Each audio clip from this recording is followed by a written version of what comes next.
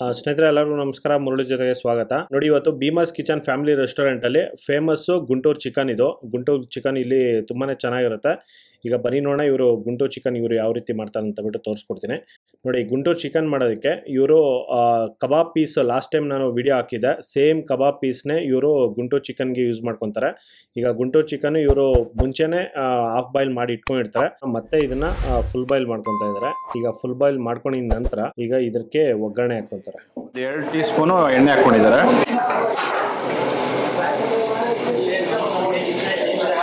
ಸ್ವಲ್ಪ ಗಾರ್ಲಿಕ್ಕು, ಬೆಳ್ಳುಳ್ಳಿ, ಅದರಲ್ಲಿ ಸ್ವಲ್ಪ ಜೀರಿಗೆ ಹಾಕೊಂಡಿದ್ದಾರೆ. ಸ್ವಲ್ಪ ಚಿಲ್ಲಿ, ಗ್ರೀನ್ ಚಿಲ್ಲಿ, ನೋಡಿ ಅದರಲ್ಲೇ ಕರಿಬೇವು ಸೊಪ್ಪು ಸ್ವಲ್ಪ ಹಾಕೊಂಡಿದ್ದಾರೆ. ಅದರಲ್ಲೇ ನೀರು ಹಾಕ್ಕೊಂಡಿದ್ದಾರೆ, 1 ಸೌಟು ನೀರು. ನೋಡಿ ಚಾಪ್ ಮಸಾಲ ಸ್ವಲ್ಪ ಹಾಕ್ಕೊತಾ ಇದ್ದಾರೆ.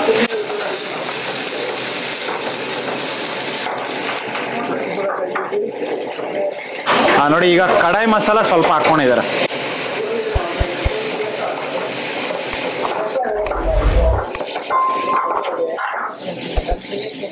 ನೋಡಿ ಇದನ್ನ ಒಂದು ಜಸ್ಟ್ ಒಂದು 10 ಸೆಕೆಂಡ್ ಫ್ರೈ ಮಾಡ್ಕೊಂಡಿದ ನಂತರ ಈಗ ಗೋಡಂಬಿ ಹಾಕ್ಕೊಂತ ಇದ್ದಾರೆ.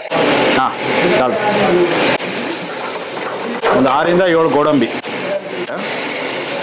ನೋಡಿ ಈಗ ಇದರಲ್ಲೇನೆ ಯೆಲ್ಲೋ ಗ್ರೇವಿ ಹಾಕ್ಕೊಂತ ಇದ್ದಾರೆ. Cashew nut yellow gravy.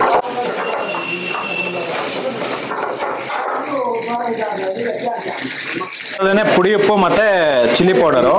Okay,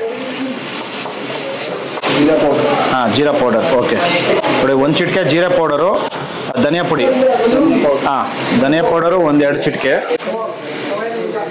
okay, garam masala ನೋಡಿ ಇವ್ರದೇ ಮಾಡಿರೋಂಥ ಗರಂ ಮಸಾಲ, ಅದೊಂದು ಸ್ವಲ್ಪ.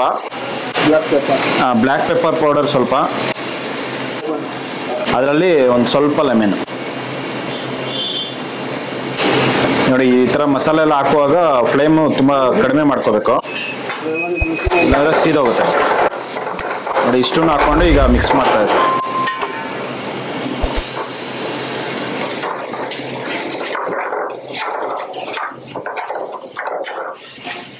ನೋಡಿ ಅದರಲ್ಲಿ ಸ್ವಲ್ಪ ತುಪ್ಪ, ಗೀಯೇನಾ?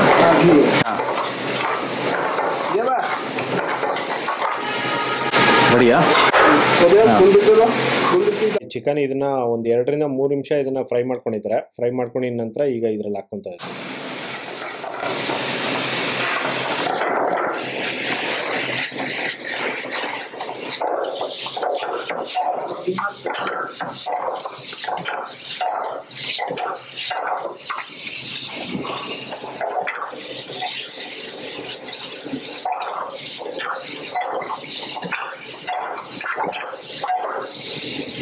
ಅದರ ಮೇಲ್ಗಡೆ ಸ್ವಲ್ಪ ಕೊತ್ತಂಬರಿ ಸೊಪ್ಪು.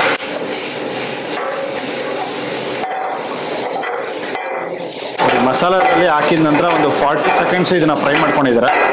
ಫ್ರೈ ಮಾಡ್ಕೊಂಡು ಈಗ ಕೊತ್ತಂಬರಿ ಸೊಪ್ಪು ಹಾಕ್ಕೊಂಡು ಈಗ ಗುಂಟೂರು ಚಿಕನ್ ಅನ್ನೋದು ರೆಡಿ ಆಗಿದೆ. ನೋಡಿ ಗುಂಟೂರು ಚಿಕನ್ ರೆಡಿ ಆಗಿದೆ. Bheemas kitchen Guntur chicken ready. ನೋಡಿ ಅದ್ರ ಮೇಲ್ಗಡೆ ಸ್ವಲ್ಪ ಕೊತ್ತಂಬರಿ ಸೊಪ್ಪು.